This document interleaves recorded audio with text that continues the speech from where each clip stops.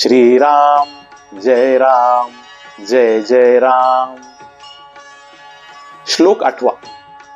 देहे त्यागिता कीर्ती मागे उरावी, मना सज्जना हेची क्रिया धरावी. मना चंदनाचे परित्वाम झिजावे, परी अंतरी सज्जनानी व्हावे.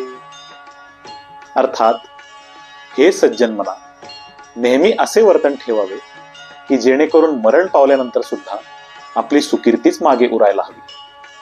समर्थ पुढे सांगतात, हे मना, तू चंदनासारखे झिजावेस आणि सज्जन लोकांना समाधान द्यावेस.